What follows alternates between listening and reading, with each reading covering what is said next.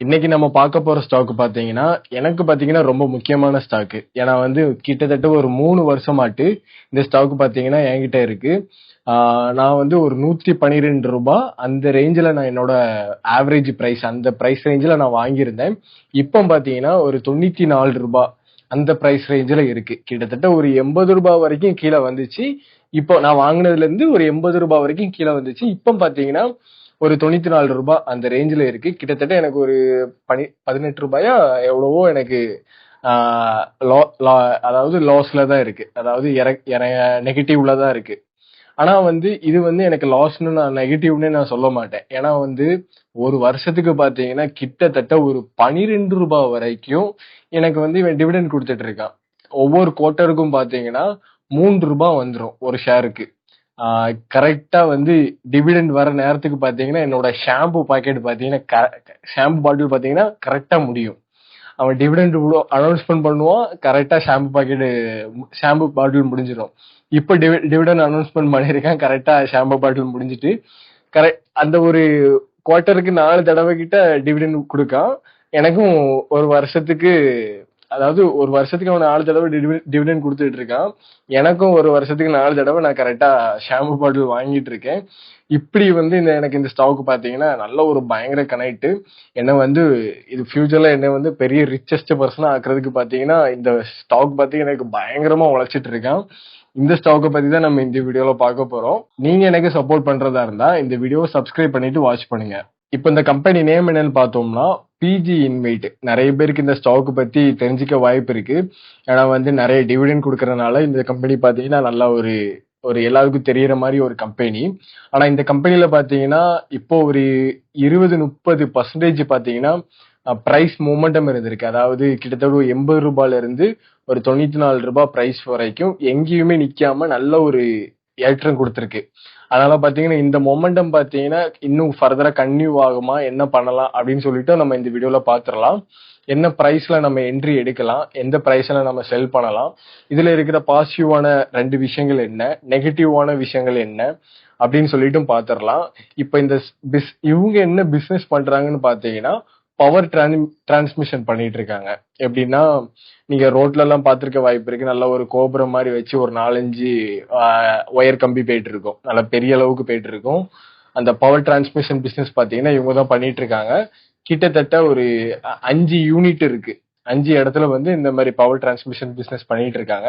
நல்ல ஒரு இன்கமும் இவங்களுக்கு நல்ல ஒரு பிசினஸ்ல வந்துட்டு இருக்கு.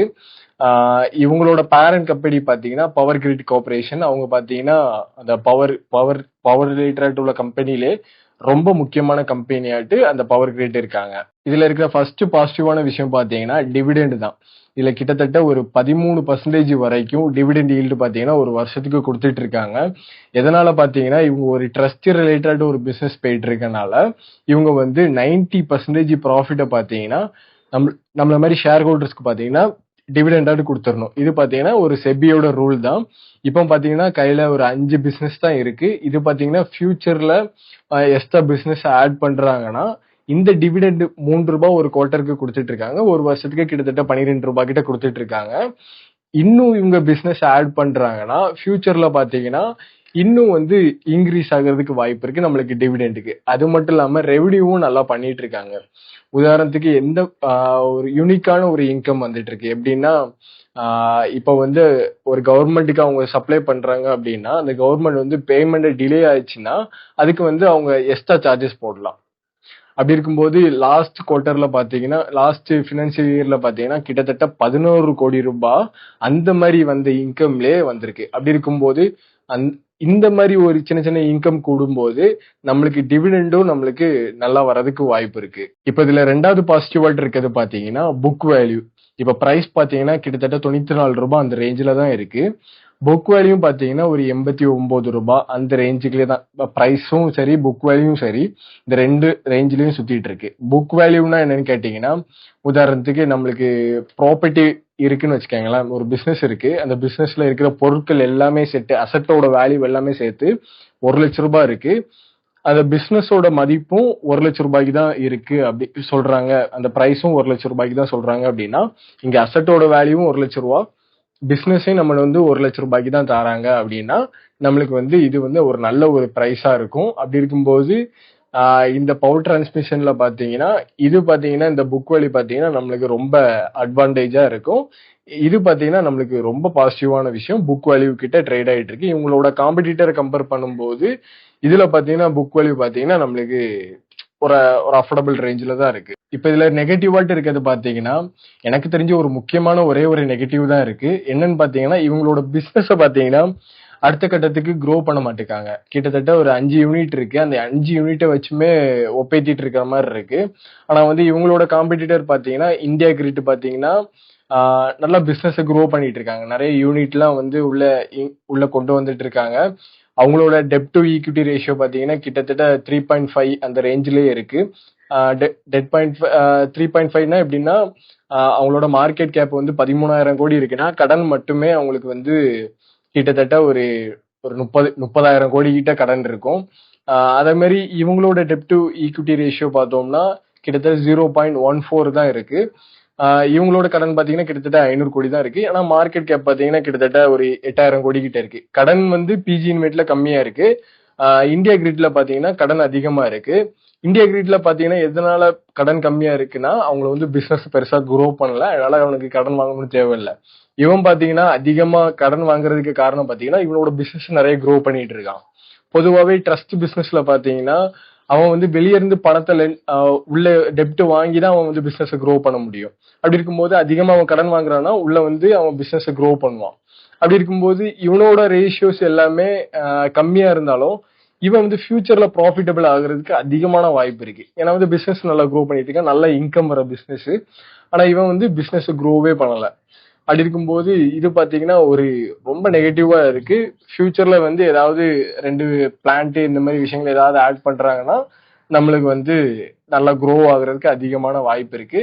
இது ஒரு நெகட்டிவ் இருக்கு. ஆனா வந்து ஆட் பண்றேன்னு சொல்லியிருக்காங்க. நாங்க வந்து ட்ரை பண்ணிட்டு இருக்கோம், ஃபியூச்சர்ல ஆட் ஆகுறதுக்கு வாய்ப்பு இருக்கு அப்படின்னு சொல்லிட்டு போர்ட் ஆஃப் மீட்டிங்ல சொன்னாங்க. இவங்களோட பேரண்ட் கம்பெனி பாத்தீங்கன்னா பவர் கிரிட்டா இருக்கனால மேபி ஏதாவது ஆர்டர் ஏதாவது கமிஷன்ல பிடிக்கிறதுக்கு வாய்ப்பு இருக்கு. இப்ப எந்த பிரைஸ்ல நம்ம இதுல இன்வெஸ்ட்மெண்ட் பண்ணலாம்னு பாத்தீங்கன்னா கிட்டத்தட்ட ஒரு 90 ரூபாய் வரைக்கும் இது வரைக்கும் கரெக்ஷன்ஸ் ஆயிருக்கு. அந்த கீழே வந்த பிரைஸ் பாத்தீங்கன்னா 90 ரூபாய் வரை 80 ரூபாய் வரைக்கும் வந்திருக்கு.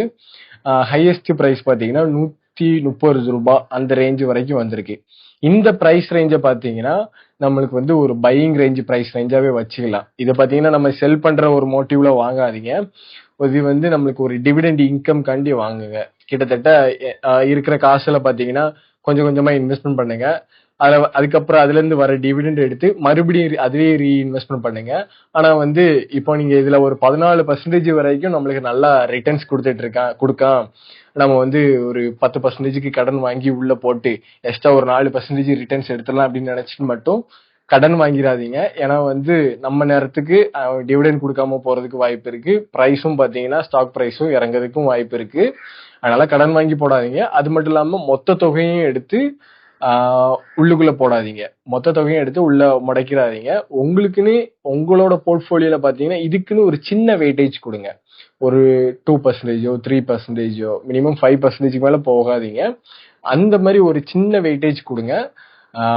இது பாத்தீங்கன்னா பியூர்லி எஜுகேஷனல் பர்பஸ்காண்டி தான். இது வந்து உங்களை நீங்க இதை பை பண்ணுங்க அப்படின்னு சொல்லிட்டு ரெக்கமெண்டேஷன் எதுவுமே கிடையாது.